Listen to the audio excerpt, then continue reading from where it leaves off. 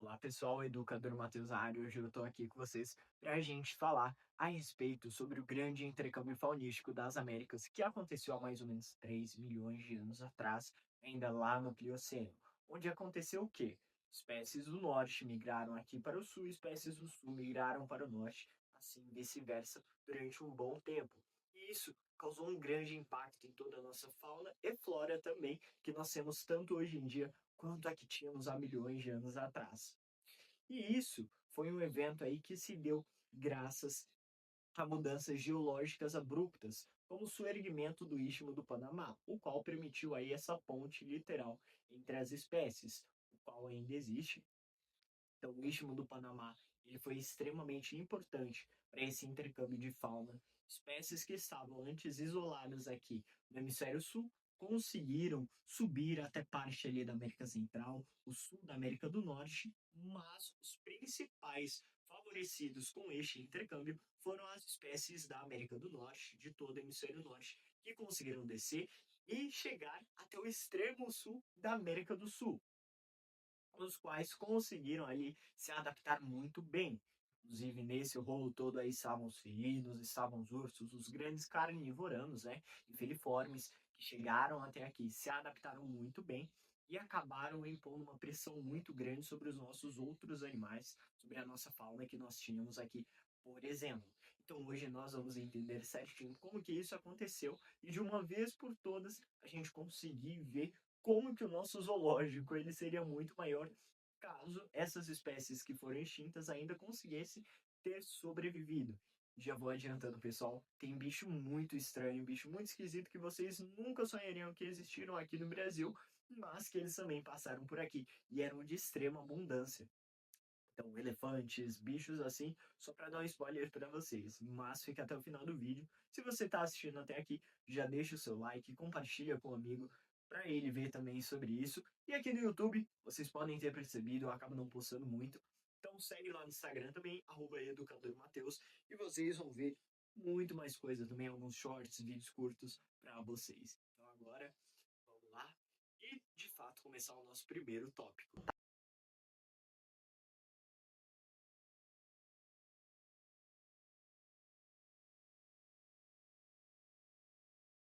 O primeiro ponto é que as faunas que existiam lá no hemisfério norte, que existiam aqui no hemisfério sul, elas eram muito distintas entre si.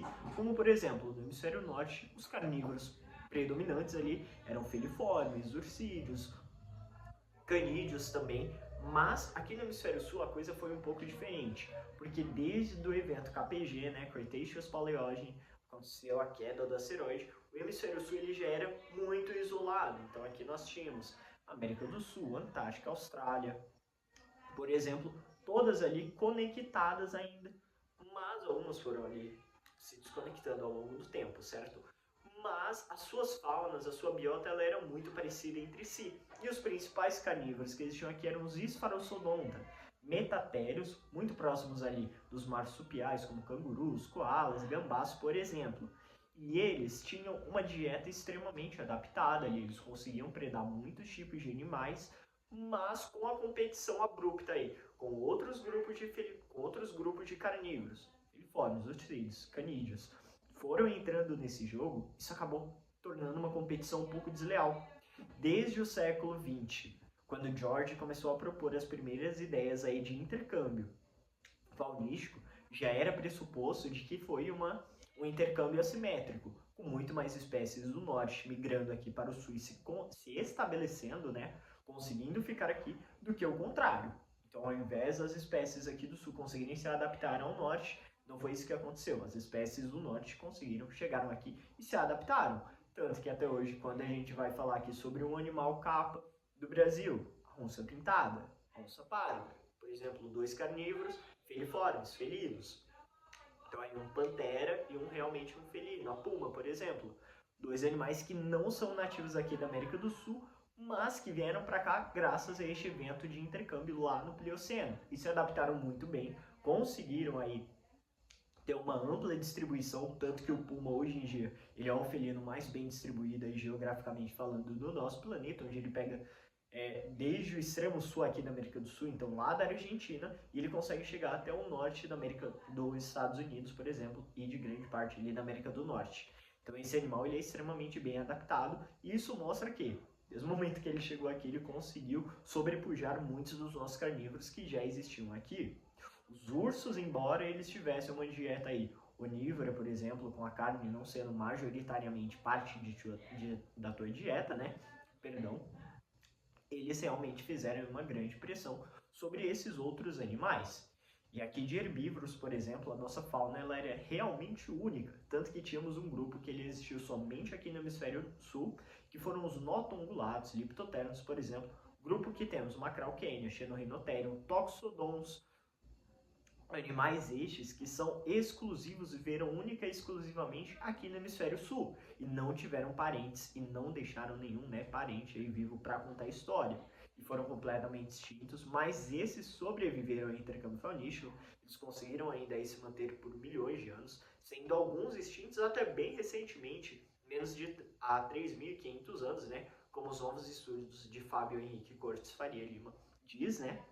Então, estes novos estudos aí pressupõem que Xenorhinotherium baiaensis conseguiu sobreviver até menos de 4.000 anos, então animais foram extintos bem recentemente. Esses conseguiram se adaptar muito bem aí com os outros, com a pressão externa.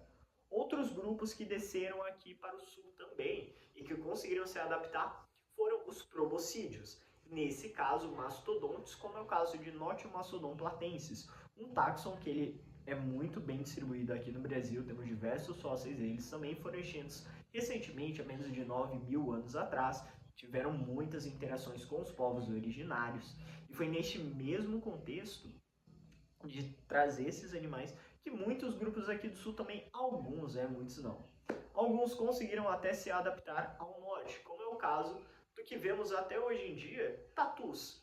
Então, naquele contexto, muito dos animais aí do grupo dos tatus, os xenartos, perdão, quase que eu ia esquecendo o nome deles. Então, xenartros, como tatus gigantes, preguiças e tatus comuns também conseguiram se adaptar e subir até ali a América do Norte. Mas é um caso muito específico. Hoje em dia ainda existem tatus lá nos Estados Unidos, por exemplo. Então, esses animais fazem parte da fauna de lá até hoje. Mas não é a maioria. Esse é um caso isolado de um grupo que conseguiu se adaptar. Mas os xenartros também um grupo muito característico aqui do hemisfério sul, que são as preguiças gigantes Eremotherium laurentii, Megatherium, etc., que foram animais aí que existiram aqui. Uma outra coisa aí que foi muito debatida ao longo dos anos foi sobre como que esse intercâmbio ele realmente se deu, né? Se foi realmente pelo Istmo do Panamá, se teve algum outro evento de intercâmbio antes desse. Mas o que a gente sabe desde o século XX foi quando George pressupôs que os primeiros eventos de intercâmbio realmente que trouxeram um impacto significativo para a fauna e para a flora foi esse aí que aconteceu há 3 milhões de anos atrás, lá no Plioceno, que trouxe. No caso, muitos dos nossos animais também fósseis aí, que são característicos aqui do sul, eles não são animais que são endêmicos aqui.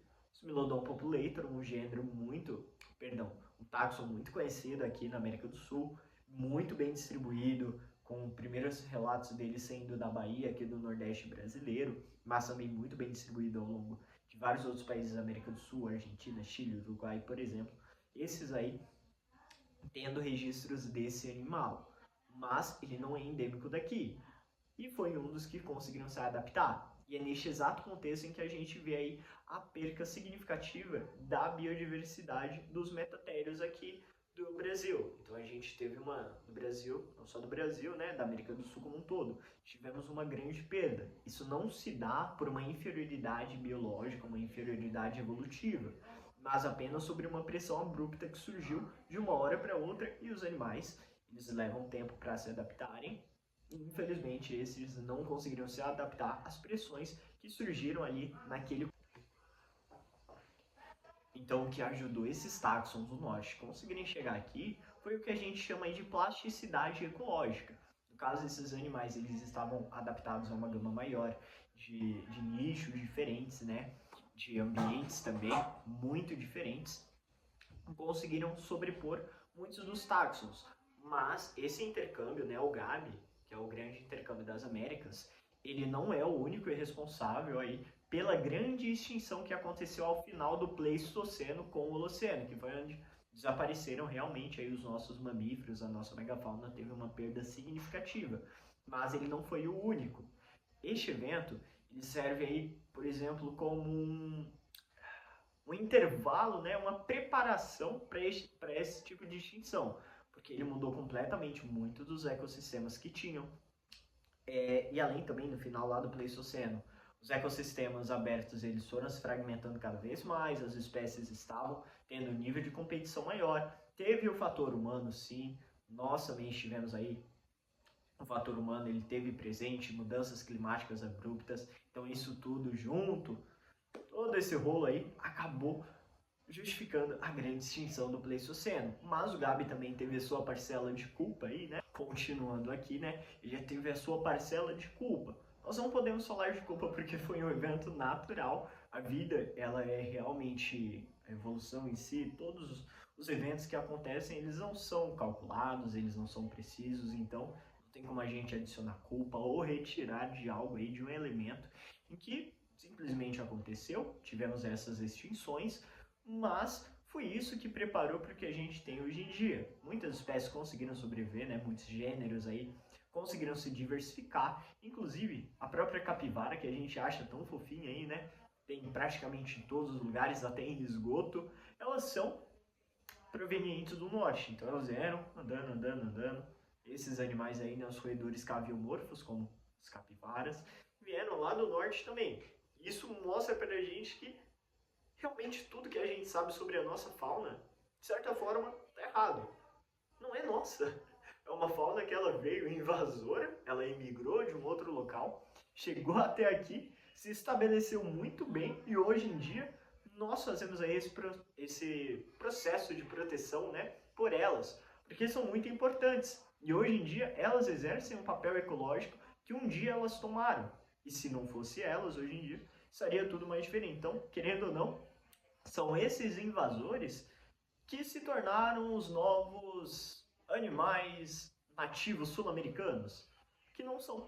Então é algo confuso, sim, é difícil de explicar, fica meio em aberto, mas vale muito a pena aí a gente estar se aprofundando nisso. Caso vocês queiram saber mais, com mais detalhes, quem sabe eu consiga produzir aí um material como exemplo para vocês, com maior tempo de tela, para ilustrações, convidados, para que a gente consiga aí ter uma noção muito mais ampla sobre esse assunto, que ele é de extrema importância para que a gente consiga entender a nossa própria história aí biológica das Américas, inclusive também com a chegada do homem, que aqui nós temos registros muito antigos, os registros mais antigos de assentamentos humanos das Américas são aqui na América do Sul. Então tem muita coisa ainda que dá pra gente falar e pra gente conseguir entender aqui da nossa região, da América Latina e de toda a América como um todo, né? Então, pessoal, é isso o vídeo de hoje. Agradeço a cada um de vocês que ficaram até o final e eu gostaria de convidá-los também a participar da minha comunidade Evo Paleo Kingdom, que é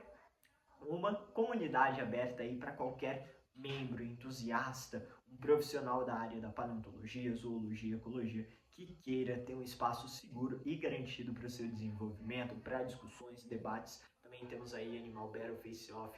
Caso você não saiba o que é, te aconselho a entrar na nossa comunidade, que eu tenho certeza que você vai gostar e vai se encontrar lá. Então, pessoal, é isso. Mais uma vez, deixou sua curtida, não se esquece de se inscrever se você ficou até aqui, compartilha com um amigo para ele ver também, se inscreve, de novo se inscreve, deixa um comentário para ajudar e você que assistiu esse vídeo até o final pode também acessar o nosso Instagram, então, Educador Matheus, aqui desse lado alguma coisa assim eu vou colocar, eu vou pedir para colocar Educador Matheus, provavelmente vai estar desse lado aqui. Então é isso, pessoal. Falou, valeu e até a próxima. Um grande abraço.